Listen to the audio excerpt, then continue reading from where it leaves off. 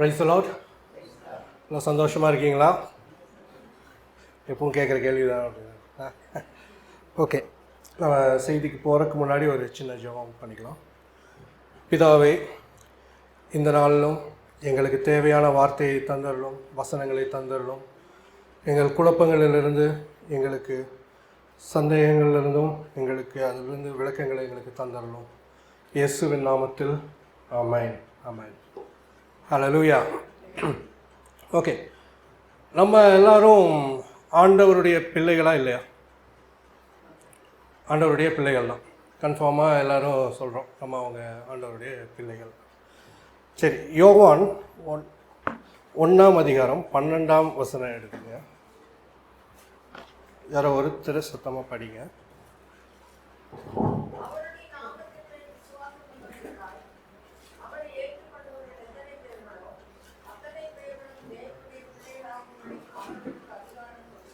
ஆமென்.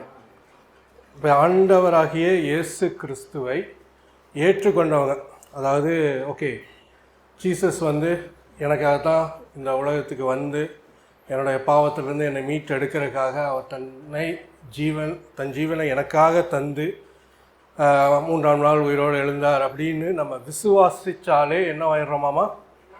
அவருடைய பிள்ளைகளாகும். ரொம்ப இது பண்ண அது பண்ண ரொம்ப கஷ்டப்பட வேண்டியதெல்லாம் இல்லை. ஜஸ்ட்டு ஓகே, ஜீசஸ் தான் என்னோடய சேவியர், அவர் தான் என்னோட ரட்சகர் அப்படின்னு நம்ம ஏற்றுக்கிட்டாவே போதும், அவருடைய பிள்ளைகள் ஆயிடுறோம்.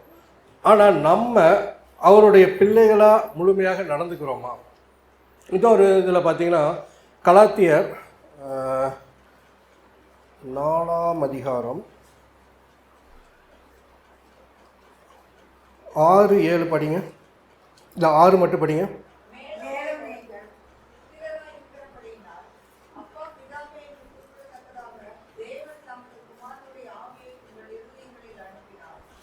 ஆமாம். இப்போ என்னென்னா, நம்ம ஆண்டவர் நமக்கு அப்பா பிதாவே, அதாவது ஃபாதர் தகப்பனே அப்படின்னு கூப்பிடுற மாதிரி நமக்கு அவர் மகன் அவருடைய ஆவியை நமக்கு அனுப்பிச்சிருக்கார். அதாவது ஆண்டவராகிய இயேசு கிறிஸ்துவை நம்ம எப்போ சொந்த இரட்சகராக ஏற்றுக்கிட்டோமோ உடனே நமக்கு பரிசுத்த ஆவியானவர் நமக்குள்ளே வரார். இது நிறைய பேர் புரிஞ்சுக்கிறது இல்லை. அதாவது என்னென்னா, பரிசுத்த ஆவியை நம்ம தனியாக பெற்றுக்கொள்ளணுமா, எப்படி இது பண்ணணும், ஜெபம் பண்ணி அது பண்ணி இல்லை. நீங்கள் ஆண்டவராகிய இயேசு கிறிஸ்துவை நீங்கள் சொந்த இரட்சகராக ஏற்றுக்கொண்டீங்கனாவே உங்களுக்கு பரிசுத்த ஆவி உள்ளே உங்களுக்கு வந்துடுறார். அதை நீங்கள் எப்போ ரியலைஸ் பண்ணி அதை எப்படி நீங்கள் ஒர்க் பண்ணுறீங்க, இல்லை பரிசுத்த ஆவியை பயன்படுத்தி நீங்கள் பண்ணுறீங்கிறது அது உங்களோட டைம். நீங்கள் மேபி உடனே நீங்கள் அதை தெரிஞ்சுக்கலாம், இல்லை கொஞ்சம் நாள் ஆகலாம், இது பண்ணலாம். ஆனால் நீங்கள் எப்போ ஆண்டவராக இயேசு கிறிஸ்துவை சொந்த இரட்சகராக நீங்கள் ஏற்றுக்கிட்டீங்களோ உடனே பரிசுத்த ஆவியானவர் உள்ளே வந்துடுறார். இப்போ பார்த்தீங்கன்னா, ஒரு உதாரணத்துக்காக ஒரு கதை சொல்கிறேன். இப்போ ஒரு லக்ஸுரியான ஒரு வீடு, லக்ஸுரினா இப்போ நீங்கள் யூடியூப்லாம் இங்கெல்லாம் போய் பார்த்தீங்கன்னா ஒரு பெரிய வீடு மாதிரி சும்மா கூகுளில் அந்த யூடியூப்பில் சர்ச் பண்ணி பார்த்தீங்கன்னா நல்லா அந்த luxury villa, luxury pent house நல்லா சொல்லுவாங்க. பயங்கர பெரிய வீடாக இருக்கும், நிறைய ரூம்ஸ் இருக்கும், பயங்கர ஃபெசிலிட்டி எல்லாம் இருக்கும். அதில் நான் உதாரணத்துக்காக சொல்கிறேன், அதில் ஒரு தகப்பன் தாய் ஒரு பையன் இருக்காருன்னு வச்சுக்கோங்க. அந்த இடத்துக்கு அந்த இடத்துல வாழ்ந்துட்டுருக்காங்க. இன்னொரு பையன் வீட்டு பக்கத்தில் போய் அவங்கள்ட்ட போய் கேட்குறான், இந்த மாதிரி எனக்கு சாப்பிட்றதுக்கு ரொம்ப கஷ்டமாக இருக்குது, அது பசியாக இருக்குது, எதுவும் சாப்பிட்றதுக்கு எதுவும் இல்லை, எனக்கு ஏதாச்சும் நீங்கள் கொடுக்க முடியுமா அப்படின்னு கேட்கும்போது அந்த வீட்டில் இருக்கிறவங்க அவனுக்கு ஏதோ சாப்பாடு கொடுக்குறாங்க. இந்த மாதிரி ஒரு 1-2 தடவை இதே மாதிரி பண்ணுறான். அப்போ ஒரு டைம் அவர் அந்த வீட்டில் உள்ள எஜமானன் அவர் என்ன பண்ணுறாரு, நீ வீட்டுக்குள்ளே வா அப்படின்னு சொல்லி வீட்டுக்குள்ளே உட்கார வச்சு, இது இனிமேல் உனக்கு யாரும் இல்லை, இனிமேல் இதை உன் வீடாக நீ பார்த்துக்கோ, நான் உன் அப்பாவாக இருக்கேன், உங்கள் அம்மாவாக இருக்காங்க, இது சகோதரர் மாதிரி, இந்த வீடு உன்னோட வீடு, நீ உன்னோட வீட்டில் எப்படி இருக்கணுமோ அதே மாதிரி இங்கே இருந்துக்கலாம், எல்லாத்தையும் நீ எடுத்துக்கலாம், இந்த இதுக்கு உனக்கு சொந்தமானது அப்படிங்கிற மாதிரி அவர் சொல்கிறார். சொன்னதுக்கப்புறம் இப்போ அந்த பையன், இப்போ பார்த்தீங்கன்னா அந்த பையனோட இன்னொரு பையன் இருக்கான். அவன் என்ன பண்ணுறான், ஃப்ரிட்ஜுக்குள்ளே இருந்து ஏதோ கேக் ஏதோ எடுத்து சாப்பிட்றான். சாப்பிட்டு அவன் இவனையும் பார்த்து நீ எடுத்துக்கோ அப்படின்னு சொல்கிறான். இப்போ இந்த பையன் அவங்க அந்த வீட்டு எஜமானன் இனிமேல் இது உங்கள் வீடு மாதிரி பார்த்துக்கோன்னு சொல்கிறார். ஆனால் இந்த பையன் போய் உடனே அந்த கேக்கை எடுத்து இந்த ஃப்ரிட்ஜில் திறந்து கேக் எடுத்து சாப்பிடுவானா, இல்லை கொஞ்சம் தயங்குவானா, இல்லை எதுக்கும் அவங்ககிட்ட கேட்டுட்டு நம்ம அப்புறம் எடுத்துக்கலாம் அப்படின்னு தயங்குவானா? இல்லை நம்ம அந்த நிலைமையில் இருக்கோம்னு வச்சுக்கோங்க. இப்போ நம்மளை கூட்டிகிட்டு போய் ஒரு பெரிய வீட்டில் வந்து இது உங்கள் வீடு மாதிரி பார்த்துக்கப்பா, என்ன வேணாலும் பண்ணலாம், என்ன எல்லா அதிகாரம் உனக்கு தரேன், அந்த அந்த என்ன அந்த வீட்டோட தலைவனாக உனக்கு எல்லா அதிகாரத்தையும் தரேன், நீ என்ன வேணாலும் பண்ணிக்கலாம் அப்படின்னும் போது நம்ம என்ன பண்ணுவோம்? டக்குன்னு இருக்கிறதெல்லாம் எடுத்து சாப்பிட்டுக்குவோமா, இல்லை கொஞ்சம் தயங்குவோமா? தயங்குவோம். ஏன்னா நம்ம அப்படி பழக்கப்பட்டுட்டோம். ஆனால் அவர் வந்து எல்லாத்தையும் உனக்கு இதான் நீ எடுத்துக்கோன்னு சொல்லியிருக்காரு. ஆனால் நம்ம என்ன பண்ணுறோம்? நம்ம பழக்க வழக்கம் இது சூழ்நிலைகள் உலகத்தை சார்ந்து இருக்கிறதுனால இல்லை எடுத்தால் ஏதோ சொல்லிடுவாங்களோ, ஏன்னா நமக்கு அந்த பழக்கம் இல்லை. டக்குன்னு ஒருத்தர் சொன்னோன்னே அதை ஏற்றுக்க முடியல. நம்ம கொஞ்ச நாள் பழகணும், அவங்கள்ட்ட எப்படி பேசி பழகி, ஓகே நிஜமாக தான் இவர் சொல்லியிருக்காராட்ருக்கு, நம்மளை எதுவும் சொல்ல மாட்டாராட்ருக்கு அப்படின்னு அந்த இது ரிலேஷன்ஷிப் வந்ததுக்கப்புறம் தான் நம்ம ஃப்ரிட்ஜவே திறந்து எல்லாம் எடுப்போம். அது வரைக்கும் என்ன பண்ணுவோம்? நமக்கு அதிகாரத்தை கொடுத்துருந்தாலுமே இல்லை நீங்கள் பார்த்து எனக்கு வேணும் நீங்களாக கொடுங்க. நிறைய நேரங்களில் இதே தான் நம்ம ஜெபத்துலேயும் பார்த்தீங்கன்னா ஆண்டவர் நமக்கு அதிகாரத்தை கொடுத்துருக்கார். நம்மளை பிள்ளைகளாக எடுத்து ஒரு பிள்ளைக்கு தகப்பன் என்னென்ன செய்யணுமோ எல்லாத்தையும் செஞ்சு இது எல்லாமே நீ எடுத்துக்கப்பா அப்படின்னாலும் நம்ம போய் ஆண்டவர்கிட்ட போய் கேட்போம், எனக்கு இதை கொஞ்சம் பண்ணி கொடுத்துட்றீங்களா, எனக்கு இந்த கடன் அடைக்க வேண்டியதாக இருக்குது, இல்லை எனக்கு இந்த வியாதி இருக்குது, இந்த வியாதியிலிருந்து எனக்கு விடுதலை. அவர் வந்து நீ எடுத்துக்கோங்கிறார். விடுதலை வேணுமா விடுதலை எடுத்துக்கோ, சுகம் வேணுமா சுகத்தை நீ எடுத்துக்கோ, உனக்கு நான் எல்லாம் ஃப்ரீயாக தரேன், அத்தாரிட்டி உனக்கு தந்திருக்கேன், அதிகாரத்தை உனக்கு கொடுத்துருக்கேன். ஆனால் நம்ம என்ன பண்ணுறோம்? இல்லை எனக்கு எப்படியோச்சு இந்த கடன்லேருந்து விடுதலை தாங்க, எப்படியோச்சு இந்த வியாதியிலேருந்து எனக்கு விடுதலை தாங்க நம்ம போய் கேட்டுட்ருக்கோம். நீ கேட்க வேண்டாப்பா, உனக்கு அந்த அதிகாரத்தை கொடுத்துருக்கேன். நீ எப்போ ஆண்டவராக இயேசு கிறிஸ்துவை நம்ம ஏற்றுக்கிட்டோமோ அவர் நம்ம பிள்ளையாக எடுத்து நம்ம அதுக்கான எல்லா அதிகாரத்தையும் நம்ம கொடுத்துருக்காரு. நீ என்னென்ன பண்ணணுமோ எல்லாம் பண்ணிக்கலாம். ஆனால் நம்ம அது நம்ம அந்த ரிலேஷன்ஷிப்குள்ளே வரல.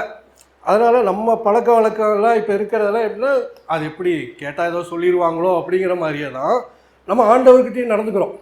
எப்படி போய் திடீர்னு நான் அதிகாரமாக எனக்கு இதை கொடுங்கன்னு கேட்குறது இல்லை எடுத்துக்கிறது, அவர் கொடுத்தா கொடுக்கட்டும் அப்படி. அதாவது சிலர்லாம் சொல்லுவாங்க உங்கள் சித்தத்தின்படி, அதாவது நமக்கு ஆசை இருக்கும் நடக்கணும்னு, இருந்தாலும் ஒரு வார்த்தை போட்டுக்கிறது இல்லை, அவங்க சித்தம் இருந்தால் இதை செய்யுங்க, இல்லைனா இட்ஸ் ஓகே அப்படிங்கிற மாதிரி. ஆனால் மனசுக்குள்ளே அது கிடைச்சா நல்லா இருக்குமே அப்படின்னு இருக்கும். அந்த சில இடங்களில் வந்து அதாவது எல்லா அதிகாரம் அப்படிங்கும்போது உங்களுக்கு தேவைகள், ஆண்டவருக்குன்னு ஒரு பிளான் இருக்கும், உங்களுக்கு என்னென்ன வழியில் நடத்தணும். அதாவது நீங்கள் இந்த உலகத்தில் தோன்றுவதற்கு முன்னதாகவே உங்களை யார் என்ன ஏது நீங்கள் என்ன ஆகணும் அப்படின்னு ஆண்டவர் திட்டம் வச்சுருக்காரு. அந்த திட்டத்தை அதாவது ஒரு லைன் இருக்குதுன்னு வச்சுங்க, அது ஒரு பார்டர் இருக்குதுன்னு வச்சுங்க, இந்த பார்டருக்குள்ளே நீங்கள் என்ன கமெண்ட் பண்ணாலும் உங்களுக்கு கிடைக்கும். அதாவது நான் நல்லா இருக்கணும் அப்படின்னு ஆண்டவருடைய சித்தம் இல்லை, நான் வந்து எந்த ஒரு பிரச்சனையும் இல்லாமல் எந்த ஒரு வியாதியும் இல்லாமல் இருக்கணுங்கிறது ஆண்டவருடைய சித்தம். அப்போ எனக்கு ஏதோ பிரச்சனை ஆயிடுச்சுன்னா நீங்கள் கமெண்ட் பண்ணலாம். இப்போ ஃபார் எக்ஸாம்பிள் எனக்கு வந்து கை கால் வலிக்குது, இல்லை ஒத்த தலை வலி மாதிரி இருக்குது, முதுகு வலி அப்படின்னா அந்த வழியை பார்த்து நீங்கள் பேசணும். உனக்கு என்கிட்ட இருக்கிறதுக்கு அதிகாரம் கிடையாது, இயேசுவின் நாமத்தில் வெளியே போகணும்னு நீங்கள் கமெண்ட் பண்ணணும். கமெண்ட் பண்ணால் போகணும். ஸோ இந்த அதாவது ஆண்டவருடைய சித்தத்துக்கு கீழே என்னென்ன நீங்கள் கமெண்ட் பண்ணாலும் பண்ணலாம். ஆனால் பக்கத்து வீட்டுக்காரன் நல்லா இருக்கக்கூடாது அப்படியெல்லாம் கமெண்ட் பண்ணக்கூடாது. அது வேறு, அது வந்து உங்கள் ஏரியாக்குள்ளேயே வரல, அதுக்கு வெளியே ஆண்டவர் சித்தமும் கிடையாது. அந்த மாதிரி இல்லாமல் உங்களுக்கான இதை இப்போ நீங்கள் இன்னொரு வசனத்தை பார்த்தீங்கன்னா ரோமர் 8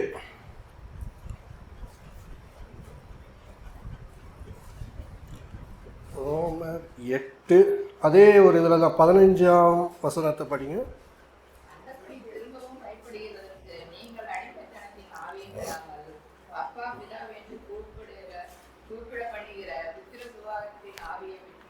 ஆமாம். இப்போ என்னென்னா நிறையா நேரங்களில் நமக்கு வந்து உனக்கு அதிகாரம் இருக்குது, நீ எல்லாமே இது பண்ணிக்கலான்னு சொல்லும்போது நம்ம அதை ஏற்றுக்கிறதுக்கு கொஞ்சம் வந்து டைம் ஆகுது. அதாவது இதே மாதிரி தான் இஸ்ரேல் ஜனங்கள் வந்து எகிப்தில் அடிமைப்பட்டு இருக்கிறாங்க. அதாவது 400 வருஷத்துக்கு மேலே அடிமைப்பட்டு இருந்தனால அவங்களோட மென்டாலிட்டி அப்படி தான். திடீர்னு வந்துட்டு உனக்கு பாலும் தேடும் ஓடுகிற தேசத்தை உனக்கு ரெடி பண்ணியிருக்கா போ அப்படின்னா அவனுக்கு அதை ஏற்றுக்க முடியல. நமக்கு அந்த பழக்கமே இல்லையே, நம்ம வாட்டுக்கு அடிமைப்பட்டு அவன் சொல்கிறான் வேலை செய்யணும், அதுக்கு ஏதோ சாப்பாடு கொடுத்தாலும் சாப்பிடணும், அப்படி தான் நம்ம வாழ்ந்துருக்குமே தவிர திடீர்னு பாலும் தேனும் ஓடுகிற தேசத்தை கொடுக்குறனா அது இன்னும் எனக்கு புரியலையே அப்படிங்கிற ஒரு இது. அதே மாதிரி தான் நமக்கும். நம்ம வந்து நீங்கள் கேட்டு கேட்டு எனக்கு ஆண்டவரே எனக்கு இந்த பிரச்சனையிலேருந்து எப்படியோச்சு வெளியே கொண்டு வாங்க, இந்த இதிலேருந்து எப்படி இந்த வியாதியிலேருந்து எப்படியோ நம்ம கேட்டு கேட்டே பழகிட்டோம். நீங்கள் வந்து அதிகாரத்தோடு நீங்கள் பேசுங்க. ஓகே எனக்கு வந்து உதாரணத்துக்காக சொல்கிறேன், எனக்கு வந்து ஒரு புது வீடு வேணும், இந்த வீடு எனக்கு தாங்க அப்படின்னு நீங்கள் கமாண்ட் பண்ணு, எனக்கு இந்த வீடு வேணும் ஆண்டவரே எனக்கு கமாண்ட் பண்ணு. அதை விட எனக்கு ஆண்டவரே எப்படியோச்சு நீங்கள் ஹெல்ப் பண்ணுங்கள், எப்படியோச்சு இதுக்கு வசதி பண்ணுங்கள், எப்படியோச்சு இதை பண்ணுங்கள் அப்படின்னு நம்ம கேட்டு தான் பழகிருக்கோமே தவிர நம்ம ப்ரேயர் எல்லாமே பார்த்தீங்கன்னா ப்ரேயர் அப்படின்னா அந்த ஜெபம் பண்ணுறது வந்து மோஸ்ட்லி என்ன பண்ணுங்கள், ஆண்டவரை துதிங்க, ஆண்டவருக்கு நன்றி சொல்லுங்கள். ஆண்டவர்கிட்ட எனக்கு இது கொடுங்க அது கொடுங்க அது கொடுங்கன்னு கேட்குறதெல்லாம் வேண்டாம். அது வந்து எப்படின்னா உங்கள் அது நீங்கள் போக போக நீங்கள் கொஞ்சம் கற்றுக்கணும் நிறைய விஷயங்கள். என்னென்னா பரிசுத்த ஆவியானவர் நமக்குள்ளே இருக்கார். பரிசுத்த ஆவியானவர் நமக்கு கைட் பண்ணுவார். கைட்னா நம்மளை வழி நடத்துவார். நீங்கள் என்ன ஜெபம் பண்ணணுன்னு அவர் வழி நடத்துவார். நம்ம என்ன நிறைய நேரங்களில் எனக்கு இதை கொடுங்க அதை கொடுங்க அதை கொடுங்கன்னு ரொம்ப இது பண்ணுறதுனாலே ஆண்டவர் இவன் என்ன சும்மா கேட்டுக்கிட்டே இருக்கானே தவிர நான் சொல்கிறது இவன் செய்யவே. அதாவது இந்த மலையை பார்த்து இந்த சைடு போகணுன்னு நல்லா சொல்கிறார், கடலில் போய் விடுன்னு நல்லா சொல்கிறாரு, பார்த்து உன் பிரச்சனையை பார்த்து பேசுங்கிறார், அதிகாரத்தை கொடுத்துருக்காரு. நம்ம என்ன நினைக்க பண்ணோம், ஆண்டவரே எனக்கு எப்படியாச்சும் இந்த கஷ்டத்துலேருந்து எனக்கு காப்பாற்றுங்க, ஆண்டவர் வந்து நமக்கு உதவி செய்யணும்னு காப்பாற்றணும்னு நம்ம வெயிட் பண்ணிட்டு இருக்கோம். ஆண்டவர் என்ன சொல்கிறாரு, உனக்கு அதிகாரத்தை கொடுத்துருக்கேன் நீயே பண்ணுன்னு அவர் வெயிட் பண்ணுறாரு. நம்ம ஆண்டவரே நீங்கள் வாங்க நீங்கள் வாங்க நீங்கள் வாங்க, உனக்கு அதிகாரத்தை கொடுத்துட்டேன், அந்த வீட்டில் உள்ள எஜமானன் எப்படி எல்லாத்தையும் எடுத்துக்கோன்னு கொடுத்துக்கோன்னு சொன்னாரோ அதே மாதிரி நமக்கு எல்லாத்தையும் கொடுத்துருக்காரு. ஆனால் நம்ம என்ன பண்ணுறோம், இல்லை அவங்க வந்து எடுத்து கொடுக்குற வரைக்கும் வெயிட் பண்ணுமோன்னு பல நேரங்களில் இதை நம்ம செய்கிறோம். இதே மாதிரி தான் இந்த அடிமைத்தனமான இல்லை, வி ஆர் நாட் ஸ்லேவ்ஸ். அதாவது நம்ம வேலை செய்யணும் அந்த மென்டாலிட்டியிலேருந்து வெளியே போய் இந்த ஆவியானவர் நமக்குள்ளே வரணுங்கிறத அதை சொல்கிறார். நம்ம பிள்ளைகளாக ஏற்றுக்கொள்ளும் போது அடிமைத்தனத்தில் நீ இனிமேல் இல்லை, எகிப்தில் இருந்த மாதிரி நீ யோசிக்காத, நீ வெளியே வா, வெளியே வந்து உனக்கு சுதந்திரவாளியாக நான் எல்லாத்தையுமே தரேன், அந்த மென்டாலிட்டியோடு நீ யோசி. நிறைய காரியங்கள் வந்து நம்ம இன்னும் அந்த அதுலேயே தான் இருக்கும். அதாவது பழைய இது மாதிரி எனக்கு வரணும், வந்தோமா, என்ன பாட்டு பாடணுமா, ஜெபம் பண்ணணுமா, கிளம்பணுமான்னு இருக்கணும், முடிச்சிருந்தா வசனத்தை கேட்கவா, என்ன செய்தியை கேட்குறது, இல்லைன்னா அப்படியே கிளம்பி போயிடுவோங்கிற மாதிரி நிறைய பேர் இருக்காங்க. அதாவது கிறிஸ்துவர்களே நிறைய பேர் பார்த்திங்கன்னா அதிகாரத்தை பற்றி ஜாஸ்தி தெரியறதில்ல. ஜெபம் பண்ணால் ஓகே ஆண்டவர் தருவான்னு சொல்கிறாங்க, சில நேரங்களில் தராரு, சில நேரங்களில் தரதில்லை, அப்படியே போயிடுறது. அது அந்த அதிகாரத்தை பற்றியே இதில் அந்த அதிகாரத்தை பயன்படுத்துறதும் இல்லை, ஏன்னா நமக்கு தெரியல, தெரிஞ்சாலும் அதை எப்படி பயன்படுத்துறதுன்னு இந்த இதாக இல்லை அப்படிங்கிற மாதிரி நம்ம போயிடுறோம். அது இல்லாமல் ஆண்டவர் சொல்கிற காரியம் அவர் உங்களை பிள்ளையாக ஏற்று உங்களுக்கு அதிகாரத்தை தரும்போது நீங்கள் என்ன வேணாலும் பயன்படுத்தலாம். அதாவது கமாண்ட் பண்ணுங்கள், பேசுங்க. இப்போ நிறைய பேர்த்துக்கு எக்ஸாம்பிள் சொல்லணுன்னா முடி கொட்டிகிட்டே இருக்குது, முடி போயிட்டே இருக்குது அப்படின்னு சொல்லிகிட்டே இருப்பாங்க. டெய்லி போய் கண்ணாடி முன்னாடி நின்று பார்த்து முடி கொட்டுதுங்கிறது கொட்டத்தானே செய்ய அப்புறம் சொல்லிகிட்டே இருந்தா நீங்கள் தான் இல்லை எனக்கு அடர்த்தியாக வரும், ஒன்றும் பிரச்சனை இல்லைன்னு சொல்லணும். கட்டளை இடுங்க. இந்த மாதிரி சின்ன விஷயங்களையும் நீங்கள் கட்டளை இடலாம். இல்லை நீங்கள் பெரிய எனக்கு கார் வேணும்னு தான் கட்டளை இடணுங்கிறது இல்லை, இந்த சின்ன விஷயம் இருந்தாலும் சரி. இதுவும் ஒரு காரியம், எல்லா அத்தாரிட்டி கொடுத்துருக்கு. அதாவது ஆண்டவராக இயேசு கிறிஸ்து ஏற்றுக்கொண்டதுக்கப்புறம் எட்டர்னல் லைஃப், அதாவது நித்திய ஜீவனை தருகிறார். நித்திய ஜீவனை தரும்போது நம்ம ஹெல்த்தியாக இருக்கணுமா இல்லையா? எனக்கு முடி கொட்டிகிட்ருக்கு, நடக்க முடியல, இல்லை கை கால் வலிக்குது, ஒரே இதாக இருக்குது அப்படின்னு இருக்க முடியாது. நீங்கள் காலகாலமாக இருக்கணும்னா நல்லா ஹெல்த்தியாக இருக்கணும். அப்போ ஆண்டவர்கிட்ட அதை கேளுங்க. ஆண்டவர் வந்து அவர் ஆசைப்படுறாரு நீங்கள் ஹெல்த்தியாக இருக்கணும், எந்த ஒரு பிரச்சனையும் இல்லாமல் நல்லா இருக்கணும்னு தான் அவர் ஆசைப்படுறாரு. ஆனால் நம்ம என்ன பண்ணிடுறோம், ஒரு டைமுக்கு அப்புறம் ஓகே நீ நீ நீ இப்படி தான் ஆட்றக்கு, அதாவது சிலரெல்லாம் பார்த்தீங்கன்னா ஓகே இனிமேல் வேகமாக கூட நடக்க முடியாத ஆட்றக்கு, நீ இப்படி தான் மெதுவாக தான் அப்படின்னு. ஏன் நீங்கள் ஆண்டவர்கிட்ட கேளுங்க, ஆண்டவர்கிட்ட கேட்டு எனக்கு பலத்தை கொடுங்க, இல்லை அவர் தர்றதுக்கு ரெடியாக இருக்கார். நம்ம கேட்குறது, அதாவது கமாண்ட் பண்ணுங்கள். உங்கள் பிரச்சனை என்னவோ அதை எதிர்த்து நீங்கள் கமாண்ட் பண்ணுங்கள்.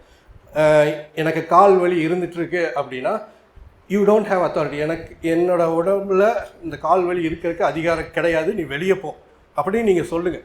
சொல்லி கொஞ்ச நாள் பாருங்கள், உடனே அதுலேருந்து உங்களுக்கு தெரியும். ஏன்னா நீங்கள் கமாண்ட் பண்ண ஆரம்பிச்சிட்டிங்க, அது நீங்கள் இந்த அத்தாரிட்டி நீங்கள் தெரிஞ்சுக்கிட்டீங்க அப்படின்னாவே ரொம்ப. இன்னொரு உதாரணத்துக்கு சொல்கிறேன். அதாவது ஒரு ஆஃபீஸர் இருக்கார், இப்போ இந்த கசட்டட் ஆஃபீஸர், இந்த பச்சை இங்க்லலாம் சைன் போடுவாங்க அப்படின்னுலாம் இருக்கும்ல. இப்போ ஏதோ சர்டிஃபிகேட்டு ஏதாச்சும் அட்டஸ்டேடெல்லாம் வாங்க சொல்லும்போது அவங்கள்ட்ட போய் இந்த மாதிரி நீங்கள் சைன் போட்டு கொடுங்க அதை கேட்போம், அந்த மாதிரி. அப்போ அந்த இங்கில் சைன் போட்டு தருவாங்க. இப்போது உங்களுக்கு அந்த அதிகாரம் வந்துருச்சுன்னு வச்சுக்கோங்க, நீங்கள் வந்து ஒரு அதிகாரி ஆகிட்டீங்க, நீங்கள் அந்த க்ரீன் இங்க்லலாம் சைன் போடலாம். இப்போ ஒரு பையன் வந்து உங்கள்கிட்ட சர்டிஃபிகேட் கொடுக்குறான், எனக்கு இந்த மாதிரி சைன் போட்டுட்டாங்க அப்படின்னா நீங்கள் அந்த சைனை போட்டு கொடுப்பீங்களா, இல்லை உங்கள் மேலதிகாரிட்ட எடுத்துகிட்டு கொண்டு போய் இந்த சைன் போட்டு கொடுங்கன்னு கேட்பீங்களா? நீங்கள் தானே போடுவீங்க, ஏன்னா அதிகாரம் உங்கள்கிட்ட இருக்குது, உங்களுக்கு இதுக்கு எல்லாம் நீங்கள் பண்ணுவீங்க. இதே தான் ஆண்டவர்னு சொல்கிறார், உங்களுக்கு அதிகாரத்தை கொடுத்துருக்காரு. ஆனால் நம்ம என்ன பண்ணிகிட்ருக்கோம், ஆண்டவரே எனக்கு இதிலேருந்து விடுதலை கொடுங்க, ஆண்டவரே இந்த பிரச்சனையிலேருந்து தீர்வா, உனக்கே அதிகாரத்தை கொடுத்துருக்கேன், உனக்கு நான் அந்த லெவலில் நான் கொண்டு வந்திருக்கேன், இப்போ இன்னொரு இது பார்த்தீங்கன்னா ரொம்ப இதாக தெரியும்.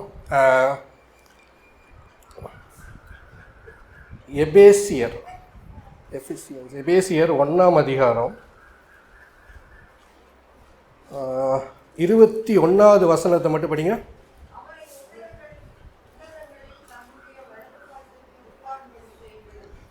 ஓகே, இப்போது இதில் எங்கள் ஜீசஸ் எங்கே இருக்காருன்னு நீங்கள் ஒன்று தெரிஞ்சுட்டு அது இது பண்ணிங்கன்னா இன்னும் இதாக இருக்கும். அதாவது என்னென்னா, இப்போ ஜீசஸ் எங்கே இருக்காருன்னு சொல்லுங்கள். 21வது மறுபடியும் படிங்க. ஓகே, அதாவது வலது பாரிசத்தில் ஹெவனில் இந்த த்ரோனில் வந்து வலது பாரிசத்தில் ஜீசஸ் உட்காந்துருக்காரு. அதாவது பிதா வந்து ஜீசஸ் எங்கே உட்கார வச்சுருக்காரோ வலது பாரிசம் அப்படிங்கிறது என்ன அப்படின்னு பார்த்தீங்கன்னா, இப்போ நம்ம சேரில் உட்காந்துருக்கோம். சேரில் உட்காந்துருக்கும்போது ஒரு குழந்தை வந்துச்சுன்னா இப்படி குழந்தை எடுத்து மடியில் வைக்கிறோம்ல, இந்த தொடையில் இந்த மாதிரி வைக்கிறோம் இல்லையா, இதுதான் வலது பாரிசம். பிதா வந்து ஜீசஸ் எங்கே உட்கார வச்சுருக்காரோ வலது பாரிசத்தில் வச்சுருக்காரு. வலது பாரிசத்தில் வச்சு எல்லா அதிகாரத்தையும் இயேசுக்கு கொடுத்துருக்காரு. இப்போ நம்மளை எங்கே வச்சுருக்காருன்னு அதே இதில் பாருங்கள். 2ஆம் அதிகாரம் 6-7 படிங்க.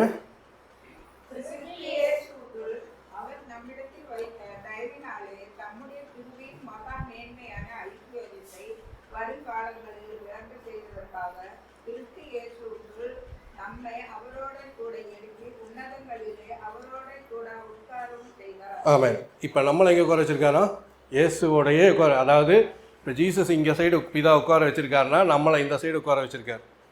அதே லெவலில் பொசிஷனில் பிதாவை நம்மளை வச்சுருக்கார். இப்போது நம்ம ஜீசஸ்கிட்ட இப்போ இந்த ஆண்டவர்கிட்ட நம்ம கேட்கும்போது நம்ம என்ன பண்ணுறோம், நிறைய நேரத்தில் இறங்கும் ஆண்டவரே எனக்கு இந்த விருதை தாழ்வுன்னு பேசிகிட்டு இருக்கோம். அவர் நம்மளை பார்ப்பார். இவனை இங்கே தானே உட்கார வச்சுருக்கேன், இவன் எங்கே இறங்குங்கிறான், அப்படி தானே யோசிப்பார். இதாச்சும் பரவாயில்ல. அது நான் முதல்லலாம் கேட்டிருக்கேன், இந்த திறப்பின் வாசல் ஜெபம் அப்படி அது யார் நடத்துகிறாங்கன்னு தெரில, அது அந்த மாதிரி இருக்கும். அதாவது என்னென்னா, திறப்பின் வாசல் ஜெபம்னா என்ன, அந்த வாசலில் நின்று ஜெபம் பண்ணுறதான். இப்போ வாசலில் நின்று ஆண்டவரே எனக்கு இறங்கும், வெளியே வாங்க, எனக்கு எப்படியோ வச்சு இதுலேருந்து விடுதலை தாங்க அப்படின்னு ஜெபம் பண்ணால் ஆண்டவர் என்ன நினைப்பாங்க, இவனை இங்கே தான் உட்கார வச்சேன், குடுக்குடுன்னு இறங்கி போய் கேட்டில் நின்றுட்டு அங்கேருந்து ஜெபம் பண்ணால் வாங்கன்னு அவர் என்ன நினைப்பார்? உனக்கு ஜீசஸ்க்கு ஏற்ற அதே லெவலில் உன்னை இங்கே உட்கார வச்சு உன்னை நீ என்ன வேணாலும் எல்லாத்தையும் சுதந்திரத்துக்கோ எல்லாம் கேட்டுக்கோன்னு சொன்னால், நம்ம அதை விட்டு போட்டு வெளியில் போய் நின்றுட்டு வாங்கன்னு கூப்பிட்டா எப்படி? நிறைய நேரங்களில் நம்ம அப்படி தான் பண்ணிகிட்ருக்கோம். அதாவது இது அறியாமையில், அதை தெரியாமல் நமக்கு இது ஒரு காலகாலமாக இப்படி தான் ஜெபம் பண்ணிகிட்ருக்காங்க அப்படிங்கிறதுல நம்ம பண்ணுறோம்.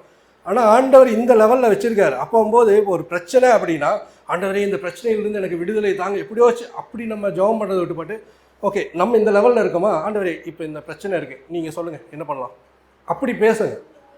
அவர் சொல்லுவார். நம்ம என்ன பண்ணுறோம், எப்படியோ வச்சு இந்த பிரச்சனையிலேருந்து இங்கே தான் இருக்கேன், உங்க கூட தான் இருக்கேன், உன்னை இங்கே மடி மேலே வச்சுருக்கேன், ஆனால் நீ வந்து ஒரு வேறு ஆள் மாதிரி நீ என்னை ட்ரீட் பண்ணுறேன்னு தான் அவர் நினைப்பார். நீங்கள் வந்து எப்படியோச்சு என்னை காப்பாற்றுங்க ஆண்டவரே நீங்கள் கேட்டிங்கன்னா, இல்லை நான் இவனுக்கு இவ்வளோ அந்தஸ்து கொடுத்து இவ்வளோ இதாக கொடுத்து வச்சுருக்கேன், இவன் இன்னுமே வெளியே நின்று என்னை பார்த்துட்ருக்கானேன்னு தான் நினைப்பார். அப்படி தான் நிறைய நேரங்களில் நம்ம பண்ணிடுறோம். உங்களுக்கு அதிகாரத்தை கொடுத்துருக்காரு. நீங்கள் வந்து அதாவது ஜீசஸ் எந்த லெவலில் இருக்காரோ அதே லெவலில் நம்மளை வச்சு நம்மளை பார்த்துட்ருக்காரு. பிதா வந்து எல்லாத்தையும் கொடுத்து நம்ம பார்த்துட்ருக்காரு. ஆனால் நம்ம என்ன பண்ணுறோன்னா, நம்ம அந்த இடத்துக்கு நம்ம போகிறக்கே நமக்கு முடிய மாட்டேங்குது. ஏன்னா நமக்கு அது தெரியல. நம்ம அந்த அது கொஞ்சம் கஷ்டமாக இருக்குது. அந்த அளவுக்கு எப்படி, அதாவது இப்போ சில இடங்களில் பார்த்தீங்கன்னா, ஒரு வேலை கொடுக்குறாங்க, ஒரு ஒர்க் பண்ணுறோம் அப்படின்னா, ஒரு ஆஃபீஸில் யாரோ வந்து வேலை கொடுக்குறாங்க அப்படின்னா அந்த வேலையை செய்யலாம். ஓகே, அது நம்ம வந்து பழக்கம். இப்போ இந்த வேலையை செய்யி, இதை அங்கே தூக்கி வை, இதை பண்ணு அப்படின்னலாம் சொல்கிறாங்கன்னா அதை நம்ம கரெக்டாக பண்ணிடுவோம். திடீர்னு ஒரு நாள் வந்து ஓகே இனிமேல் நீயே உன் வேலை என்னென்னு டிசைட் பண்ணிக்கோ, நீ என்னென்ன வேலை செய்யணுமோ அது நீயே முடிவு எடுத்துக்கோ அப்படின்னா நிறைய பேர்த்துக்கு என்ன பண்ணுறதுன்னு தெரியாது. ஏன்னா நம்ம பழக்கப்பட்டுட்டோம், அவங்க சொன்னதை நம்ம செய்கிறோம், இதுதான் நம்ம பழக்கம்.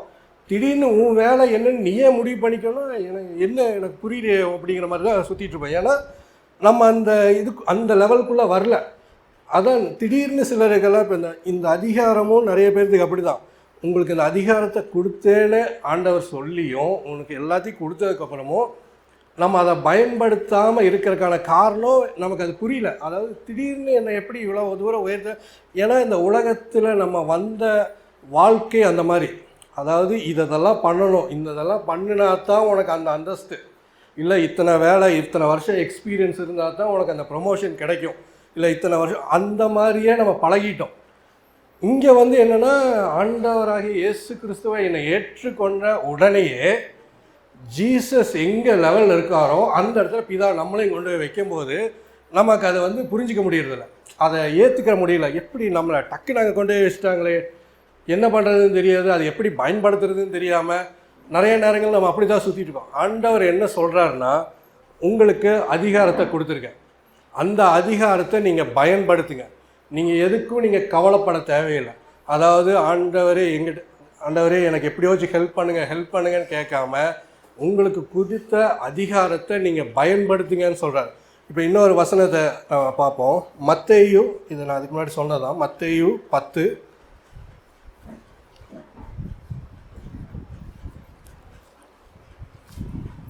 10:1.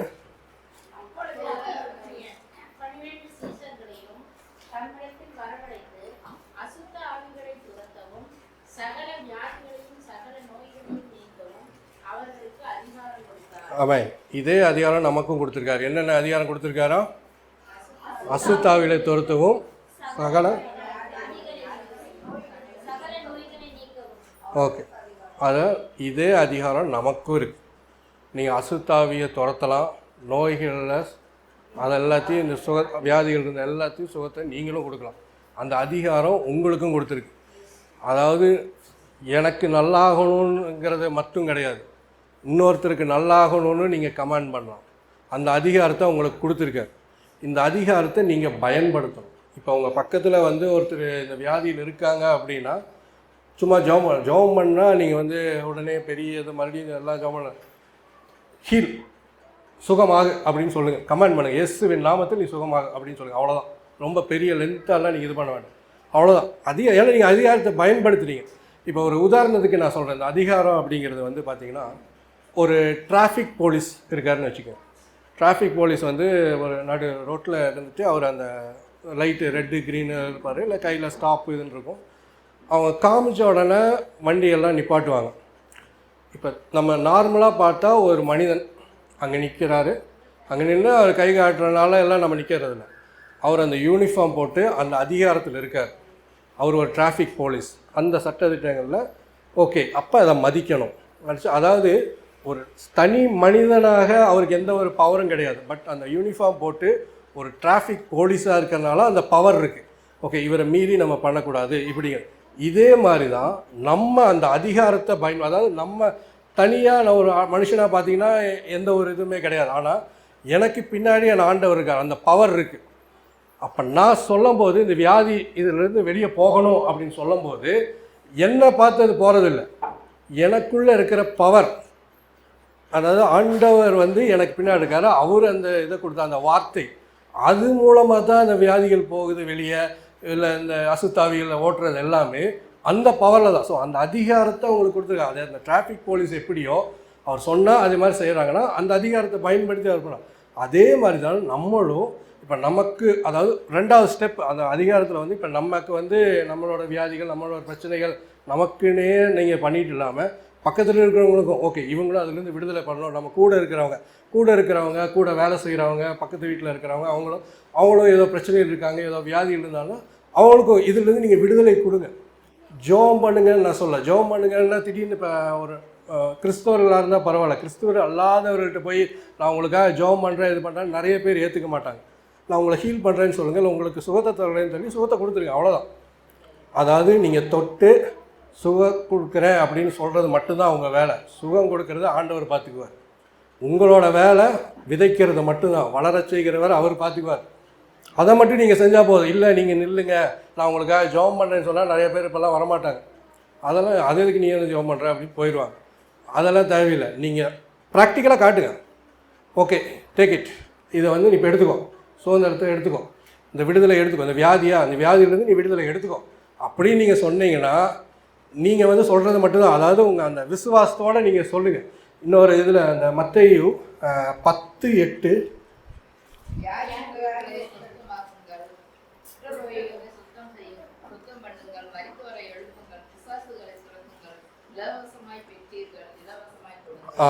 இதை வந்து நீங்கள் எல்லாத்துக்கும் பண்ணணுன்னு தான் சொல்கிறேன். அதாவது மரித்தோரை கூட நீங்கள் எழுப்பலாம்.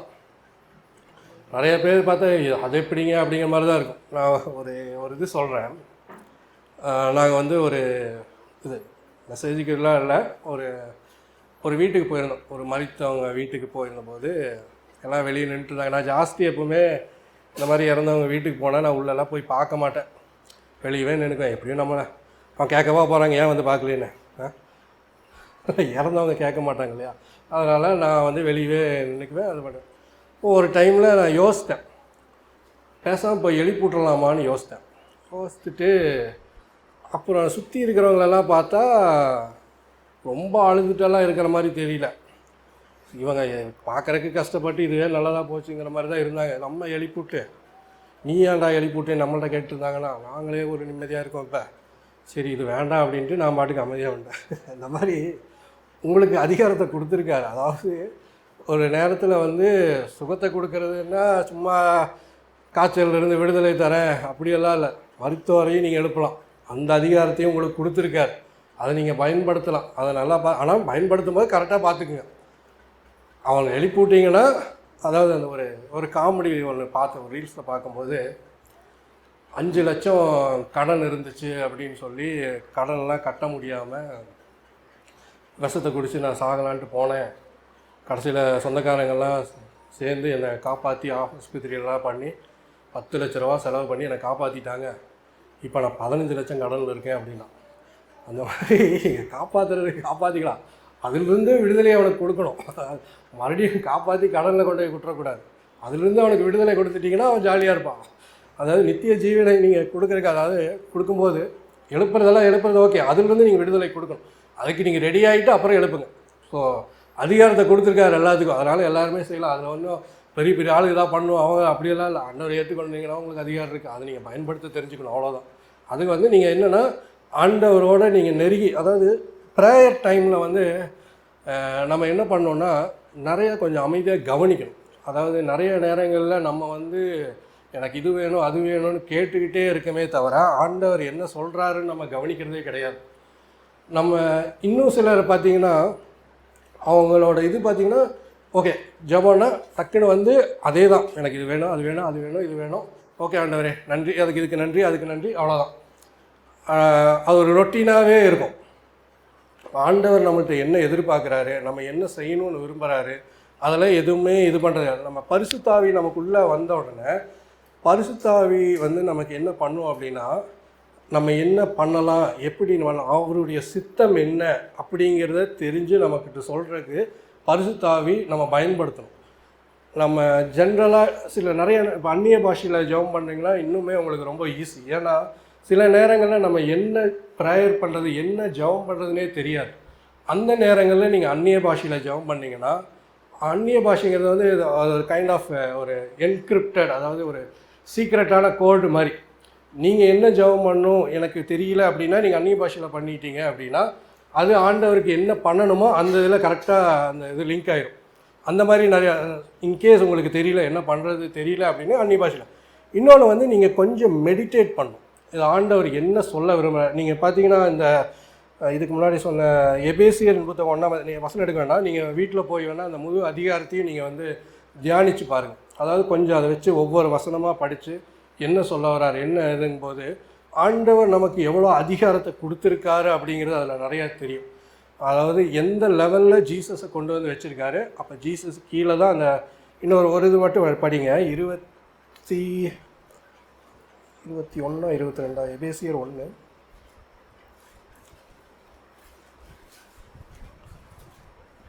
இருங்க எனக்கு கடைசி, ஏன்னா இதில் இங்கிலீஷ்லேயும் தமிழ்லேயும் அந்த வசனங்கள் வந்து ஒவ்வொன்றும் மாறி மாறி வரும். பாதங்களுக்கு கீழே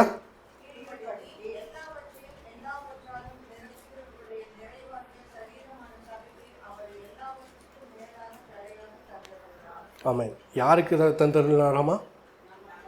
இந்த சபை சர்ச்சுக்காக எல்லா அத்தாரிட்டியும் வந்து ஜீசஸ் கீழே தான். அதாவது பார்த்தீங்கன்னா இப்போ இருக்கிற உலகம் மட்டும் இல்லை, இனி வரப்போகிறது எதுவாக இருந்தாலும் சரி, எல்லாத்துக்கும் ஜீசஸுக்கு கீழே தான், அதோட காலுக்கு கீழே தான் ஒரு இது.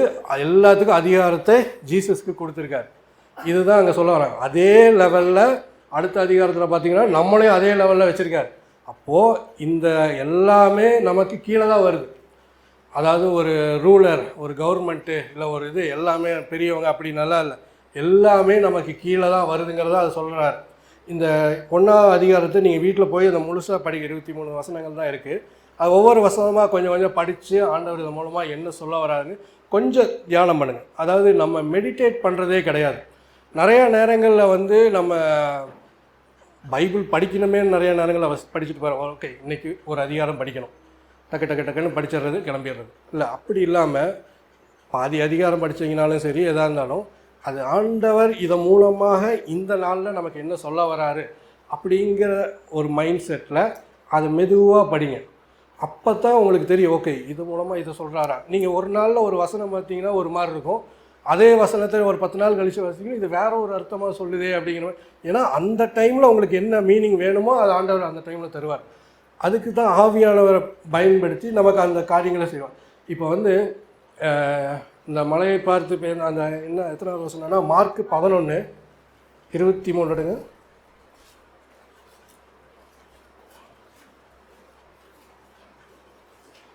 23 சீக்கிரம் முடிச்சிடுறேன்.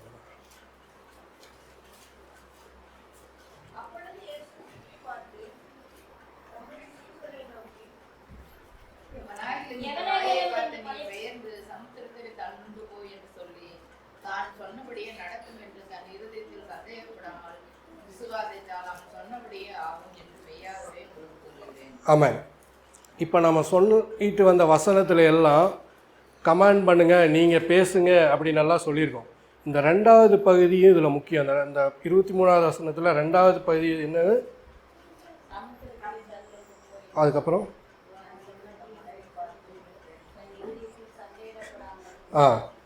இருதயத்தில் சந்தேகப்படாமல் விசுவாசிக்கணும். நீங்கள் ஒன்று அதே தான். இப்போது நீங்கள் ஒன்று கமாண்ட் பண்ணுறீங்க, எனக்கு இந்த வியாதியிலிருந்து விடுதலை. அதாவது இப்போ வந்து இந்த மூட்டு வலி, தலைவலி, முதுகு வலி அப்படின்னா இந்த வலிக்கு எங்கிட்ட இருக்கிறதுக்கு அதிகாரம் கிடையாது, வெளியே போ அப்படின்னு சொல்லிடுறீங்க. இயேசு நாமத்தில் வெளியே போ சொன்னதுக்கப்புறம் இந்த கமாண்ட். அதுக்கு அடுத்தது வந்து விசுவாசிக்கணும். ஓகே, நான் சொல்லிட்டேன், அது கிளம்பிடுச்சு, இனிமேல் அதுக்கு எங்கிட்ட இருக்கிறதுக்கு அதிகாரம் இல்லை அப்படின்னு நீங்கள் விசுவாசிக்கணும். சந்தேகப்படக்கூடாது. சொல்லிவிட்டு அதுக்கப்புறம் லைட்டாக ஏதோ இருக்கா, வலி இருக்கா, முதுகில் பிரச்சனை இருக்கா அப்படின்னு நீங்கள் சந்தேகப்பட்டீங்கன்னா அது கண்டினியூ ஆகிட்டே தான் இருக்கும். நான் இதுக்கு முன்னாடி நான் சொல்லியிருக்கேன்னு நினைக்கிறேன். ஒரு தடவை வந்து எனக்கு இந்த முதுகு வலி இதெல்லாம் வந்தோடனே மாற்றி ப்ரேயர் பண்ணால் சரியாயிடுச்சு அப்படின்னா, ஆனாலும் எனக்கு வந்து எந்திரிக்கிறதுக்கு பயம். எந்திரிச்சா டக்குன்னு ஒரு இதாயிரும்னு நான் எந்திரிக்கிறதுக்கு பயப்பட்டே இருந்தேன். அப்புறம் டக்குன்னு ஒரு தடவை ஆண்டவர் இதைத்தான் எனக்கு தெளிவாக சொன்னார். நீ வந்து விசுவாசம்னு பேசுகிற, ஆனால் நீ எந்திரிக்கவே மாட்டேங்கிற, விசுவாசத்தில் ஆக்ஷனில் காட்ட மாட்டேங்கிறிய அப்படின்னு. நான் எந்திரிக்கும் போது வலியே இல்லை. அதாவது வலி போயிருந்திருக்கு, ஆனால் வலிச்சிருமோன்னு சொல்லி நான் உட்காந்துட்டு அதை எந்திரிக்க முடியாமல் உட்காந்துருந்தேன். அப்போ தான் ஆண்டவர் சொன்னார், நீ ஆக்ஷனில் காட்டணும். நம்ம வந்து அதாவது விசுவாசம்னு பேசுவோம், ஆனால் அதை ஆக்ஷனில் காட்டி அதை விசுவாசத்தை அங்கே இது பண்ணும்போது கொஞ்சம் கஷ்டமாக இருக்கும். இப்போது ஒரு இப்போ வீட்டு வாடகை கொடுக்கணும்னு வச்சுக்கோங்க. 10ஆம் தேதி வாடகை கொடுக்கணும் உதாரணம் சொல்கிறேன். 9ஆம் தேதி வரைக்கும் நமக்கு காசு இல்லை. இப்போது நீங்கள் என்ன பண்ணுவீங்க? விசுவாசிப்பீங்களா இல்லை யார்ட்டையோ வச்சு போய் கேட்பீங்களா? பேசுகிறதெல்லாம் பேசிக்கலாம், விசுவாசிப்போம். நெருங்கும்போது நம்ம என்ன ஆக்ஷன் எடுக்கிறோம்? எனக்கு இந்த வாடகையை கட்டிடணும் அப்படின்னு கமெண்ட் பண்ணிவிட்டு நீங்கள் விசுவாசிக்கணும். இதுதான் ப்ராக்டிக்கல். அது சொல்கிறதுக்கெல்லாம் நல்லா தான் இருக்கும், அந்த சூழ்நிலையில் வந்தால் தானே தெரியும். அப்படிங்கும்போது ஆண்டவரும் அந்த சூழ்நிலை வரும்போது நீ என்ன பண்ணுறேன்னு பார்க்குறதுக்கு தான் அவரும் வெயிட் பண்ணிகிட்ருக்காரு. நம்ம என்ன பண்ணிடுறோம், சரி எங்கேயோ வச்சு புரட்டி கொடுத்துருவோம். ஆண்டவரே ஒன்றும் இல்லை, ஜெபம் அதில் இதில் வேறு ப்ரேயர் பண்ணி, ஆண்டவரே எப்படியோ வச்சு இவர் மூலமாக எனக்கு ஹெல்ப் பண்ணுங்கள், நான் போய் கேட்பேன், அவர் எங்களுக்கு தரணும், உங்கள் சித்தத்தின்படியே செய்யுங்க அப்படின்னு போய் கேட்குறது அவர் தந்துடுவார்.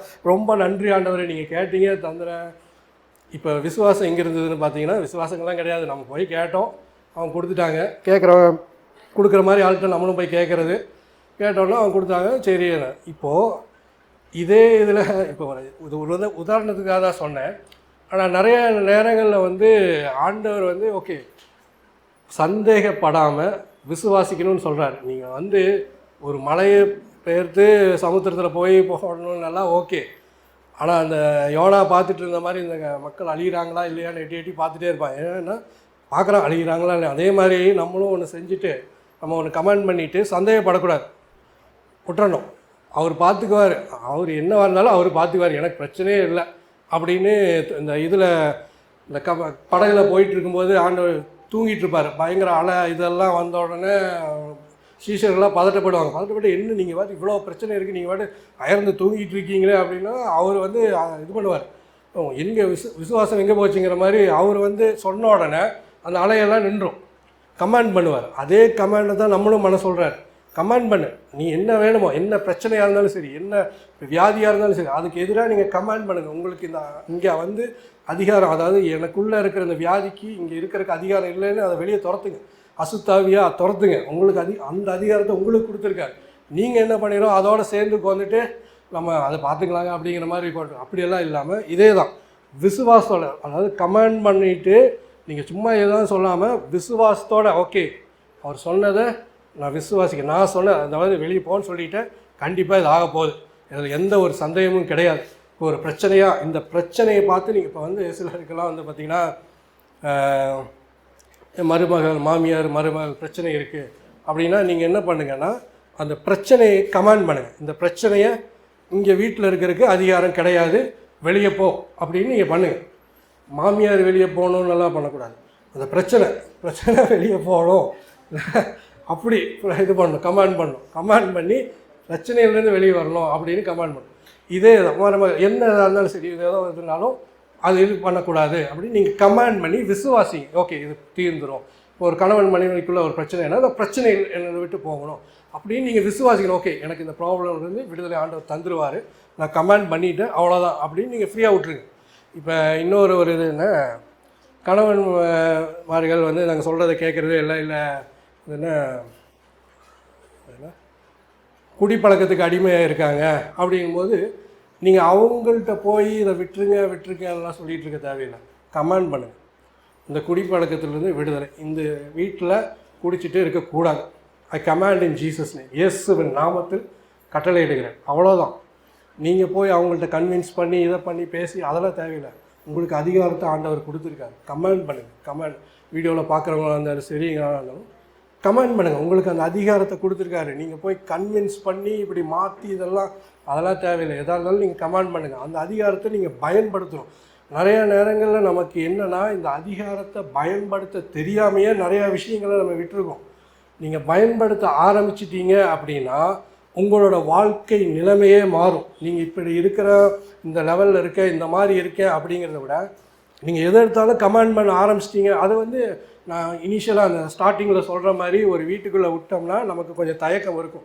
பழக அவங்களோட பழகி இது பண்ணும்போது தான் நமக்கு ஓகே நம்ம எடுத்துக்கலாம், இது பண்ணிக்கலாம் அப்படிங்கிற ஒரு இது வரும். அதே மாதிரி ஆண்டவரோட நீங்கள் பேசி அவர்கிட்டருந்து காரியங்களை நீ வரும்போது அந்த அதிகாரத்தை எப்படி பயன்படுத்தணும், எவ்வளோ இதாக பண்ணலாம் அப்படிங்கிறது அந்த அத்தாரிட்டி உங்களுக்கு இருக்குதுன்னு நல்லா தெரிஞ்சதுக்கப்புறம் நீங்கள் ஒவ்வொரு சூழ்நிலையும், அதாவது உங்களுக்கு சுற்றி இருக்கிற சிச்சுவேஷனுக்கு நீங்கள் தான் ரெஸ்பான்சிபிள். அதாவது உங்களுக்கு சுற்றி இருக்கிற சூழ்நிலைக்கு நீங்கள் தான் பொறுப்பு. இப்போது ஆமாங்க நான் செஞ்ச சில தவறுகள்னாலையோ இல்லை சரியான முடிவு எடுக்காதனாலையோ இப்படி ஒரு நிலைமையில் இருக்கேன் அப்படின்னு நீங்கள் வருத்தப்படணுங்கிற அவசியம் கிடையாது. இந்த சூழ்நிலைக்கு நீங்கள் தான் பொறுப்பு அப்படின்னு ஆண்டவர் சொல்கிறாரு. அப்போ இந்த பொறுப்பு உங்கள்கிட்ட தான் இருக்குது. இந்த சூழ்நிலையை மாற்றுவதற்கான பொறுப்பும் உங்கள்கிட்ட தான் இருக்குது. இந்த மாதிரி நிலைமை ஆயிடுச்சு அப்படின்னு வருத்தப்படாமல் இந்த நிலைமையிலேருந்து நான் வெளியே வந்துடலாம், வெளியே அது பண்ணுங்க அப்படின்னு கமாண்ட் பண்ணுங்கள். அந்த பொறுப்பு உங்கள்கிட்ட தான் இருக்குது. அந்த ரெஸ்பான்சிபிலிட்டி உங்கள்கிட்ட தான் இருக்குது. இந்த சுச்சுவேஷன் உங்களை சுற்றி இருக்கிற சூழ்நிலைக்கு நீங்கள் தான் பொறுப்பு. ஏன் பொறுப்புன்னா உங்களுக்கு அந்த அதிகாரத்தை கொடுத்துருக்காரு. தவறு செய்து விட்டேன்னு அப்படிங்கிற யோசித்துட்டு அப்படி ஆயிடுச்சு இப்படி ஆயிடுச்சு அப்படிங்கிற யோசனை இல்லாமல் இதிலிருந்து வெளியே வரலாம் அப்படின்னு நீங்கள் கமாண்ட் பண்ணுங்கள். எனக்கு இந்த வியாதி இருக்குது, இந்த வியாதியிலேருந்து நான் வெளியே வரணும்னா அந்த வியாதியை பார்த்து நீங்கள் பேசுங்க. அப்போ ஈவன் கேன்சர் எதுவாக இருந்தாலும் சரி, கேன்சர்னால் அந்த கேன்சரை பார்த்து உனக்கு என்கிட்ட இருக்கிறதுக்கு அதிகாரம் கிடையாது, வெளியே போ, இயேசு நாமத்தில் வெளியே போன்னு சொல்லுங்கள்.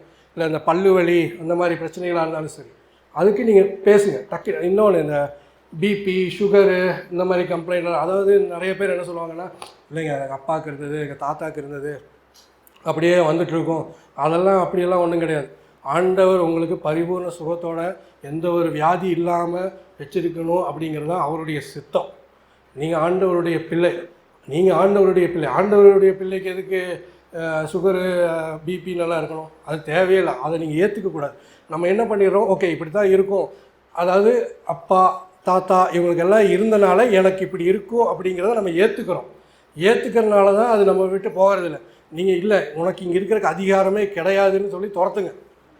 அந்த அதிகாரத்தை பயன்படுத்தி துரத்துங்க, போயிடும். அவ்வளோதான். ரொம்ப சிம்பிள். நம்ம தான் நம்மளுடைய லைஃப்பை வந்து ரொம்ப காம்ப்ளிகேட் பண்ணிக்கிறோம்.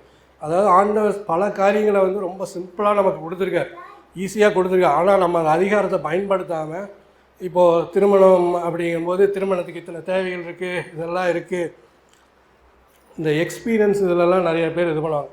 அதாவது என்னோடய எக்ஸ்பீரியன்ஸில் சொல்கிறேன், நீ வந்து இப்படி தான் பண்ணணும், ஏதாவது நமக்கு எவ்வளோ காசு இருக்கோ அதுக்கு தகுந்த மாதிரி தான் பண்ணணும், அதெல்லாம் பண்ணும், இல்லைன்னா கஷ்டமாயிரும் அப்படின்னுலாம் சொல்லுவாங்க. அது ஏன்னா அவங்களுடைய அனுபவம், அவங்க பார்த்த விஷயம். ஆனால் ஆண்டவர் அதெல்லாம் பார்க்காத, நீ என்ன பாரு அப்படிங்கிறார். உங்களுக்கு என்ன தேவை இருந்தாலும் அது நீ கட்டளையிடுங்க, கமாண்ட் பண்ணுங்கள். உங்களோட திருமணத்துக்கும் நீங்கள் கமாண்ட் பண்ணுங்கள், என்ன எதுனாலும் சரி. மற்றவர்கள் என்ன சொல்கிறாங்க, எது பண்ணுறாங்க, அது பண்ணுறாங்கன்னா ஆண்டவருக்கு என்ன பண்ண முடியும் அப்படிங்கிற மாதிரி. இது திருமணம் ஒரு உதாரணம் சொல்கிறேன். இந்த மாதிரி பல இதுக்கு வந்து ஆண்டவரால் என்ன பண்ண முடியும். இப்போ நமக்கு முன்னாடி இருக்கிறவங்க வந்து அவங்க அனுபவத்தில் ஓகே இப்படியெல்லாம், இப்போ அதே அனுபவத்தில் எகிப்தியர் இந்த இஸ்ரேல் ஜனங்களில் வந்து கடல் இருந்துச்சு முன்னாடி, செங்கடல். என்ன தான் அனுபவசாலிகள் வந்தாலும் அவங்க என்ன சொல்லியிருப்பாங்க, நீ ஒன்றா போட்டில் போகணும் இல்லை சுற்றி போகணுன்னு தான் சொல்லியிருப்பாங்க. ஆண்டவர் என்ன பண்ணார், கடலை பிளந்து இந்த வழியாக போனார். இதே தான் அனுபவம் வாய்ந்தவர்கள் என்ன சொல்லியிருப்பாங்க, இதெல்லாம் வாய்ப்பே இல்லைப்பா, இந்த மாதிரி போக முடியாது, ஒன்றா கப்பலில் போகணும் இல்லை சுற்றி போகணும் இல்லை ஏரோப்ளைன் இந்த மாதிரி தான் போகணும், வேறு வழியே இல்லைன்னு தான் சொல்லியிருப்பார். இதே அனுபவசாலிகள் நமக்கு நிறைய பேர் அட்வைஸ் பண்ணி இது பண்ணுறது என்னென்னா, அவங்க கடந்து வந்த சூழ்நிலைகளை வச்சு நமக்கு அட்வைஸ் பண்ணுறாங்க. ஆனால் ஆண்டவர் வந்து அதை பார்த்து நமக்கு பண்ணுறது கிடையாது. நமக்குன்னு ஒரு வழி வச்சுருக்கார், இந்த வழியில் நீ போவ, இப்படி தான் நான் உன்னை நடத்துவேன் அப்படின்னு ஆண்டவர் வழி வச்சுருக்கும்போது ஆண்டவரை நம்ம பார்க்கணுமே தவிர, அவங்களுக்கு அப்படி ஆயிடுச்சு இவங்களுக்கு அப்படி ஆச்சு அதனால் எனக்கும் பயமாக இருக்குது, இல்லை இந்த கோவிட் டைம்லலாம் பார்த்திங்கன்னா பக்கத்து வீட்டுக்காரங்களை வந்துச்சு, எல்லாத்துக்கும் வந்துச்சு, அப்போ எனக்கும் வந்துடும். ஆண்டவர் வந்து பக்கத்தில் 1000 பேர் 10,000 பேர் விழுந்தாலும் நமக்கு ஒன்றும் ஆகாமல் பார்த்துக்கிறேன்னு அவர் சொல்லியிருக்கார். நம்ம ஏன் பயப்படணும்? அந்த பயம்லாம் இல்லை. மற்றவங்கள பார்த்து மற்றவங்க எது சொல்கிறாங்க அப்படிங்கிறக்காக அதுக்கு செட்டில் ஆகாமல் கமெண்ட் பண்ணுங்கள். ஆண்டவர் நமக்கு கொடுத்த அதிகாரத்தை பயன்படுத்தி அதுபடி நடக்கும்போது அனைத்து காரியத்திலிருந்தும் நமக்கு விடுதலை தருவார். ஒரே ஒரு இது கடைசியாக ஒன்று,